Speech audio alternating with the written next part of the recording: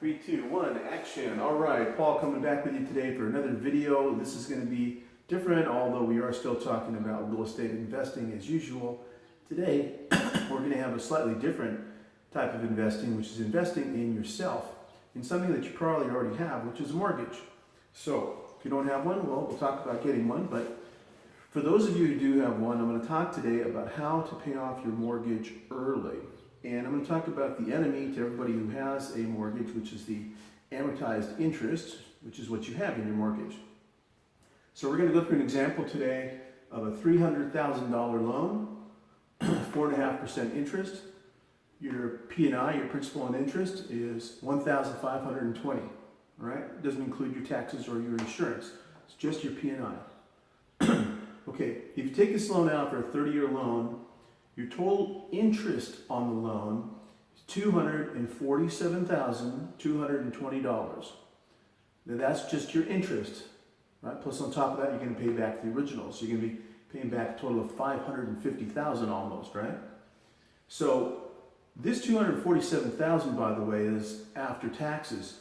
So if we add $50,000 back in for pre-tax, in other words, the money you have to earn to pay for this, you're looking at almost $300,000 that you have to earn just to pay this, right? So, the thing we're going to get at today is how to eliminate some of this, how to pay off the house early, which will of course give you less stress, maybe a better retirement, because I'd say about 98% of Americans pay their mortgage the full 30 years, only because most of them haven't heard of this technique. So hopefully you'll be able to spread this to your parents, your friends, your brothers, your sisters, your cousins, and everybody, excuse me, everybody, and help them out. Okay, so here's our months here, month 1, 2, 3, 4, 5, 6, 7, 8, just as an example. And here's our principal column, and here's our interest column, okay? So on month 1, you're paying about $395 in principal and $1,125 in interest. Now, as the months progress, the principal goes up, dollar amount goes up, and the interest amount, you'll notice, goes down, okay? So, here's my basic question I have for you. If you make your payment last month, let's say you made your payment last month, like you normally make, and this month the bank calls you up and the bank says to you, hey, we want to congratulate you, you've made all your payments on time, we saw you made last month's payment on time, but what we're going to do is we're going to redo your loan a little bit, and we want last month's interest again, right? As a matter of fact, we want the interest from the last 6 months again. So we're going to throw it back in there so you can pay us that again. So what would you say to that? You'd say, no way. You'd say, you're crazy, go jump in a lake, right? All this other stuff, right? Why? Why is that? Because you say to the bank, look, I already paid it once. I'm not going to pay it again. I just paid it. I don't have to pay it again. And you'd be absolutely correct. You already paid it, you don't have to pay it again. Well, guess what? That same principle applies on if you pay this column only. All right? So, in arrears, well, in ahead, pay it ahead, right? So, let me show you what I mean by that. So, let's say that you're going to send in 1, 2, 3, 4, 5, 6. You're going to send in these 6 months worth of principal only, and you're going to send that into your bank and you're going to say, apply this to my principal, please. Well, they're going to apply that to your principal. Now, you still have to make your normal payment next month, okay? So keep that in mind. But you're going to send this in, say, apply it to my principal. Now, what happens to the corresponding interest for all those 6 payments? Well, let me tell you what happens. It magically goes away. Forever. That's right. It gets wiped out forever because you've already made the corresponding principal payment. So basically, you've pushed yourself from here on the amortization schedule down to month number 9, right? You've skipped these 6. As far as the interest goes, you've skipped the interest part. You wiped it out forever. You never have to pay it because it's gone because of the fact that you paid the corresponding principal amount. So this amount, by the way, is $2,412, right? Over here, your savings is $6,711. Okay, now what I've done is I've divided that by 2412, which is the amount that we put in, right? So let's look at this for a second as an investment. Let's say you invested $2,400 and you got a return of 67. What is that? It's 280% return on your money. So that's a pretty good investment if you want to look at it that way. So you're investing this in yourself, in your future. Now, let's take that times 2. So let's say we paid out $48.24. That would give us a savings of $13,422, right?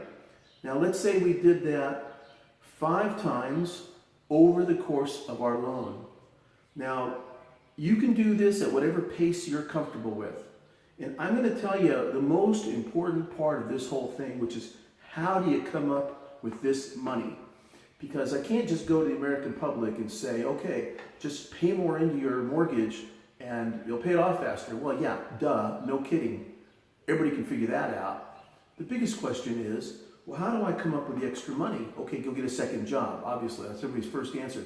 Go get a third job. Okay, that's easier said than done, right? We all have lives to live and things to do. You know, maybe you've got health issues, so you can't go get a second job or a third job or what have you. So we're going to talk about that. Very, very important part of the puzzle here. So let me continue here. So if we take our $13,422, which equates to 12 months, because we're doubling it here from instead of 6, it's 12 months. This would be our savings. If we do that 5 times over the course of our loan, we have just saved $67,210 in interest. Not too bad. Now, what we've done is we've shaved off 5, the 5 also represents 5 years. We've shaved off 5 years. We've done it 5 times 12. So 5 years or 60 months of the full payment. This payment up here, right? 1520, there it is right there. Times 60 months.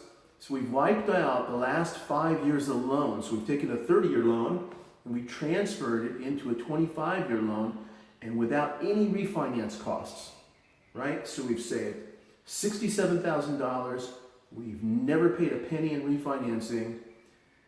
And the 5 years at 1520 represents $91,200 that you are not going to have to come up with. You're not going to pay. Again, this we have to add on taxes. This is after tax, right? So you would have to earn what, 130, 140,000 to come up with the 91,000 to pay in, right? Now, I'm going to leave this up here as I continue talking. The important part, how do you come up with this money or this money? Again, it depends on your personal budget and how you want to create a personal budget. But my strong advice, suggestion, is not to go get a second job or not to go get a third job or anything like that. You could do that if you want to, but my suggestion is a financial instrument, a loan called a HELOC. It's an acronym.